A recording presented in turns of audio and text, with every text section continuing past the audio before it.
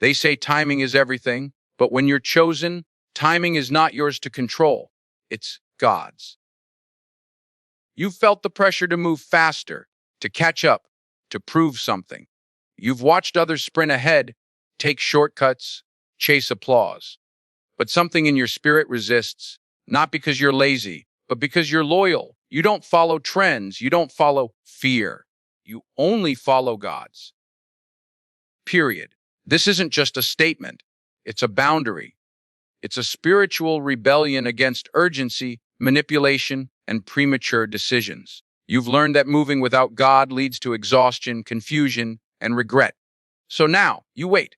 You listen. You obey, even when it's uncomfortable, even when it's misunderstood, because you've seen what happens when you force doors open. You've felt the weight of consequences that come from rushing. And now, you've chosen a different rhythm, the rhythm of heaven. People don't understand it. They say you're too slow, too cautious, too passive. But they don't see the warfare behind your stillness. They don't see the prayers, the tears, the surrender. They don't know that waiting is not weakness. It's warfare. It's trust in motion. It's obedience under pressure.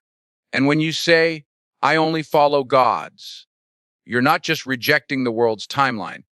You're embracing divine alignment. Jesus himself modeled this. He didn't rush to heal Lazarus. He didn't panic when the crowd demanded miracles. He moved when the Father said move. That kind of obedience cost him popularity, but it preserved his power. You've chosen the same path. You're not here to be liked. You're here to be led. You're not chasing visibility. You're chasing intimacy. And that intimacy has taught you that God's timing is never late, never early, always holy. You've missed opportunities that looked perfect on paper. You've walked away from relationships that felt promising. You've said no to platforms that could have elevated you, not because you were afraid, but because you were anchored in the belief that anything outside of God's will is a trap dressed as a blessing. You've learned to discern the difference between momentum and manipulation. And now you move with conviction. This kind of surrender isn't glamorous, it's lonely, it's quiet, it's slow, but it's sacred. It's the kind of posture that heaven honors. It's the kind of trust that unlocks favor. And it's the kind of obedience that makes hell nervous.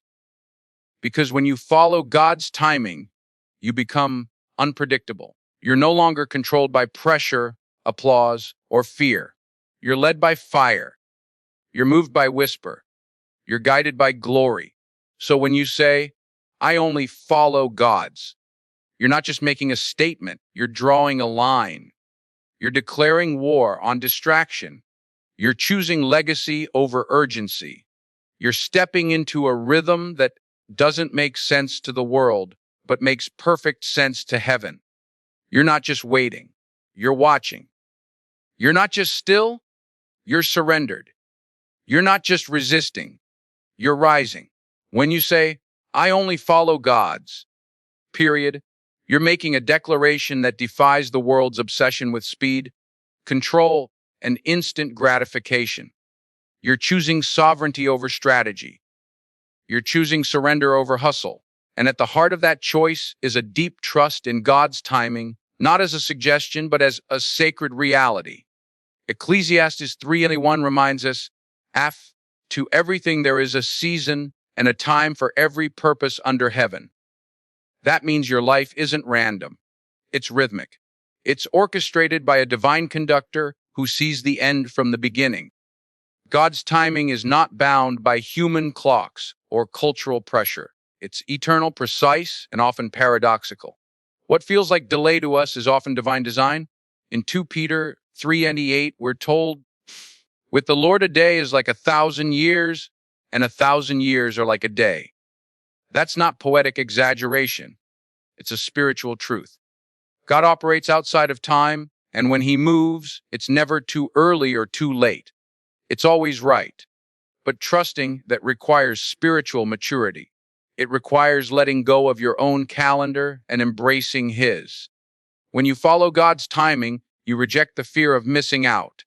You stop comparing your journey to others. You stop forcing outcomes. You start listening. You start discerning. You start waiting, not passively, but prophetically. Because waiting on God is not inactivity, it's alignment, it's preparation, it's obedience. And obedience is the soil where miracles grow. Look at the life of Jesus. He didn't rush to perform miracles just to impress the crowd. He waited for the Father's voice. He delayed going to Lazarus, even though it meant facing criticism. Why? Because he wasn't moved by pressure. He was moved by purpose. And when he finally arrived, resurrection happened.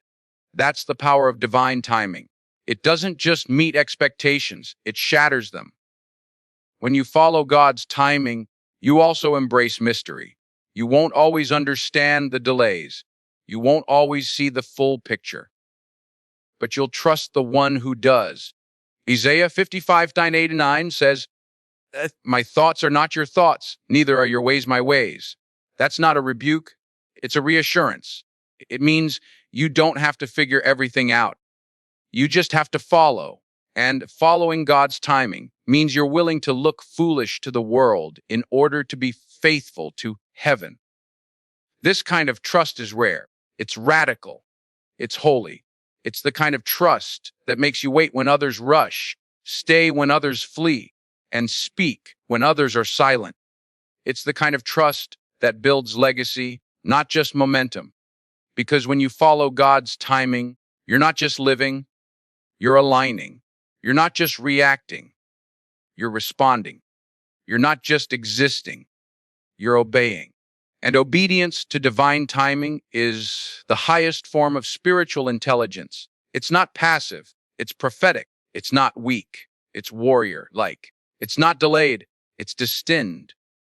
The world teaches you to chase opportunity. Grab it while it's hot. Don't wait. Don't pray. Just move. But when you're chosen, you learn that opportunity without obedience is a trap. You stop chasing what looks good and start listening for what is God. You realize that not every open door is divine. Not every invitation is sacred. And not every platform is meant for you. You don't follow momentum. You follow the whisper. You don't follow hype. You follow holiness. That's what it means to say, I only follow God's, period. Obedience is not weakness. It's warfare. It's the decision to move only when heaven says move. It's the refusal to be manipulated by urgency, applause, or fear. Jesus modeled this perfectly. In John 11, when Lazarus was sick, everyone expected him to rush. But he waited, not because he didn't care, but because he was obeying a higher timeline. That delay confused people. It looked like failure, but it was faith. And when he finally arrived, resurrection happened. That's the power of obedience over opportunity. It doesn't just meet expectations, it shatters them. In our culture, we're taught to say yes to everything that looks promising. But chosen ones learn to say no to what's merely available, so they can say yes to what's truly appointed. That's not passivity, it's precision. It's spiritual discipline. It's the kind of posture that builds legacy, not just momentum. Because obedience is not about speed, it's about alignment. And alignment with God's will is what unlocks favor, authority, and impact. Deuteronomy 28:1 says, Bass. If you fully obey the Lord your God and carefully follow all his commands, the Lord your God will set you high above all the nations on earth. That's not just a promise, it's a principle. Obedience positions you for elevation, not because you're chasing it, but because you're trusted with it. God doesn't promote the impulsive, he promotes the obedient. And when you choose obedience over opportunity, you're choosing to be trusted over being seen. This kind of living will confuse people. They'll say you missed your moment, that you're too slow, too cautious. But they don't see the altar you're kneeling at. They don't hear the voice you're waiting for. They don't understand that your delay is not indecision. It's devotion. You're not waiting for the perfect conditions. You're waiting for the perfect command because you know that one word from God is worth more than 1,000 opportunities from man. Obedience is costly. It will cost you visibility, applause, and sometimes relationships, but it will give you clarity, authority, and peace. It will give you the kind of impact that doesn't fade when trends shift. It will give you the kind of legacy that outlives your name. So when you say, I only follow God's, you're not rejecting opportunity. You're refining it. You're choosing what's eternal over what's urgent. You're choosing what's holy over what's hyped. You're choosing obedience. And that choice will not just change your life, it will shape your destiny. They told you to protect your image, to curate your reputation, to make sure people see you the right way. But when you're chosen, reputation isn't your master. Reverence is. You don't live to be understood. You live to be obedient. And that obedience often comes at the cost of perception. Jesus didn't rush to defend his reputation when misunderstood. He didn't explain himself to every critic. He followed the Father's voice, even when it made him look weak, passive, or strange. That's the posture of the chosen, reverence over reputation. In John 14:15, Jesus said, If you love me, keep my commandments. Not if you want to look good, not if you want to be admired, but if you love me. That's the core of reverence. It's not about fear. It's about all. It's about honoring God's holiness above human opinion. Reverence is what makes you say no when everyone else says yes. It's what makes you wait when others rush. It's what makes you walk away from applause to stay aligned with heaven. Reputation is fragile. It shifts with trends, rumors, and misunderstandings. Reverence is eternal. It anchors you in truth even when the world spins. Ecclesiastes 20:13 says, Fear God and keep his commandments, for this is the duty of all mankind. That fear isn't terror. It's trembling love. It's the kind of respect that makes you choose silence over self-defense, surrender over strategy, and holiness over hype. When you follow God's, you will be misunderstood. People will question your timing, your choices, your silence. They'll say you're wasting opportunities, missing moments, playing it too safe. But they don't see the altar you're kneeling at. They don't hear the whisper you're waiting for. They don't know that your delay is obedience, not indecision.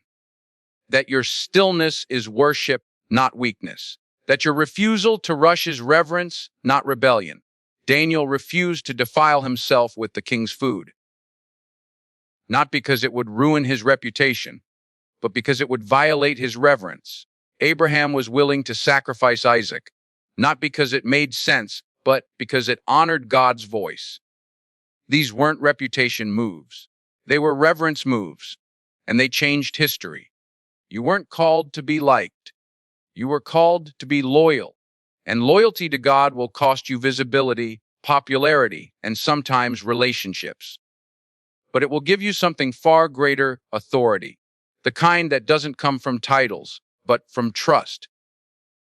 The kind that doesn't come from applause, but from alignment. The kind that makes heaven move when you speak, because you've chosen to move only when heaven speaks. So when you say, I only follow God's, you're not just rejecting worldly timing. You're rejecting worldly validation.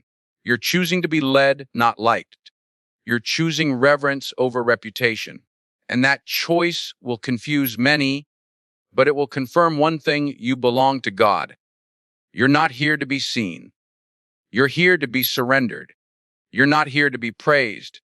You're here to be purified. You're not here to build a name. You're here to bear His. They told you delay means denial, that if it hasn't happened yet, it probably never will. But when you're chosen, delay is not a punishment. It's preparation. It's not rejection. It's refinement. You've learned that God's timing often looks late to the world, but it's always right on time in heaven. When you say, I only follow God's, period, you're declaring that you trust the pause. You trust the silence. You trust the seasons that feel slow, because you know they're sacred. Look at Lazarus. Mary and Martha begged Jesus to come quickly. Their brother was dying, but Jesus waited, not because he didn't care, but because he was aligning with the Father's will. When he finally arrived, Lazarus was already dead. The crowd thought it was too late, but Jesus knew it was exactly the right moment for resurrection. That delay wasn't a mistake. It was a setup for glory. Delay is one of God's most misunderstood tools. It stretches your faith. It exposes your motives. It purifies your desires. It teaches you to worship without answers, to trust without evidence, and to obey without applause. Abraham waited 25 years for Isaac. Joseph spent years in prison before stepping into his calling. Moses wandered the wilderness for 40 years before leading a nation. These weren't wasted seasons. They were divine designs. When you follow God's timing, you stop measuring progress by speed. You start measuring it by surrender. You realize that waiting is not passive. It's prophetic. It's the place where character is built, where clarity is born, and where intimacy with God deepens. You stop asking, "How long?" and start asking, "What are you doing in me?" Because you know that when God delays, He's not ignoring you. He's investing in you. The world will pressure you to move faster, to catch up, to prove something. But you've chosen a different rhythm. You've chosen to wait for the whisper, not chase the noise. You've chosen to trust the slow burn of purpose over the fast flash of popularity. That kind of trust confuses people. They'll say you're stuck, but you're not stuck. You're being shaped. Isaiah 40:31 says, "But those who wait on the Lord shall renew their strength." That's not poetic fluff. It's spiritual reality. Waiting renews you. It doesn't drain you. It doesn't delay your destiny. It prepares you for it. And when the time comes, you won't just arrive, you'll be ready. You won't just step into the promise. You'll carry the weight of it with wisdom. So when you say, "I only follow God's," you're not just rejecting worldly urgency. You're embracing divine design. You're choosing to trust the slow, sacred, sovereign process of heaven. You're declaring that delay is not your enemy. It's your escort. It's the hallway between prophecy and fulfillment. And you're walking it with faith, fire, and focus. Because you know that when God finally says, "Now," everything will make sense. Everything will align. Everything will resurrect. When you say, "I only follow God's," period, you're not just making a statement about timing. You're drawing a spiritual boundary. You're declaring that your life is no longer available to manipulation, distraction, or premature decisions. You've chosen to be led by the Spirit, not by pressure. That means you're unavailable to anything that doesn't carry heaven's fingerprint.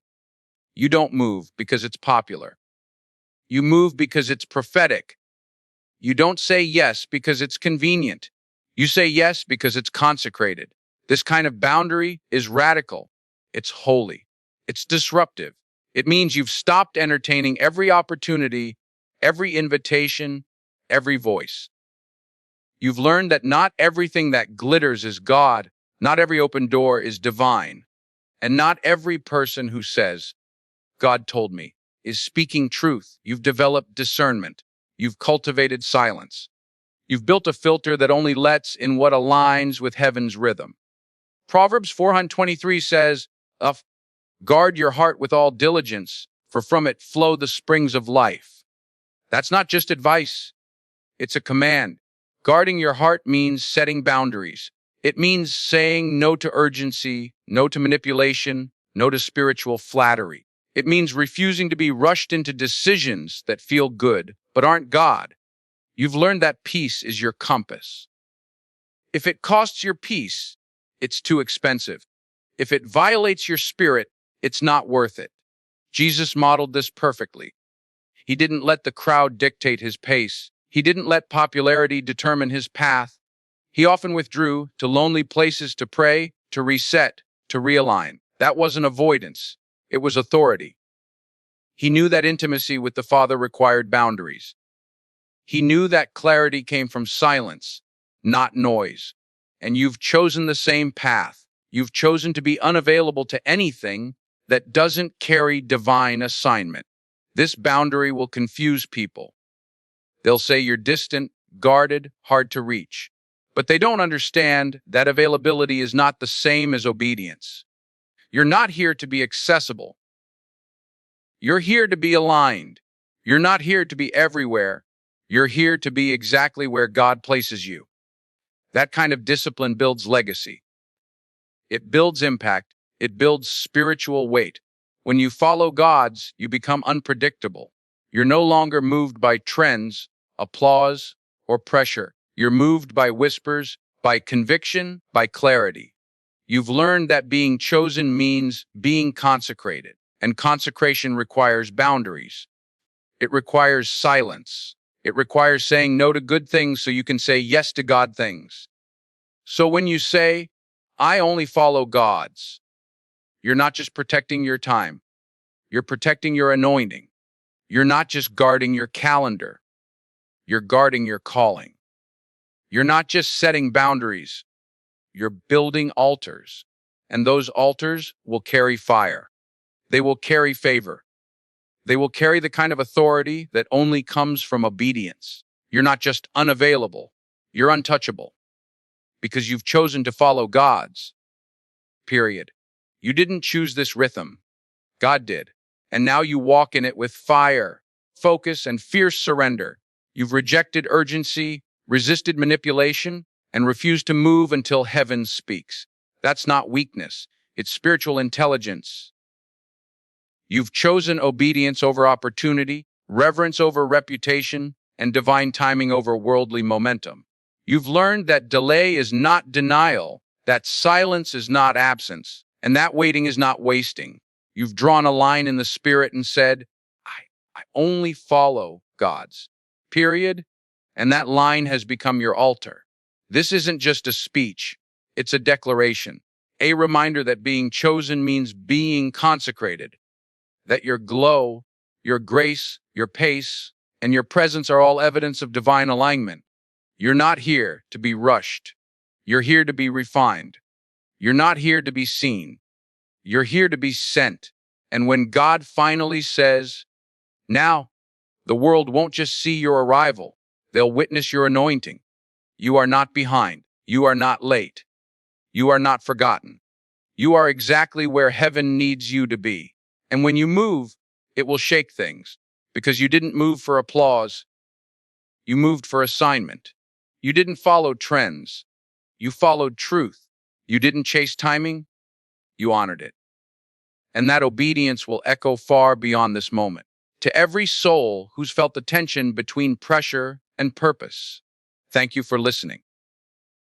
Thank you for choosing reverence over reputation, obedience over optics, and legacy over speed. Your surrender is sacred, your silence is powerful, and your story is not delayed. It's being divinely designed. Keep walking, keep waiting, keep watching. Because when you follow God's, you don't just arrive, you resurrect. Thank you for being part of this journey. Let your life continue to testify. Let your pace continue to preach. And let your obedience continue to unlock heaven.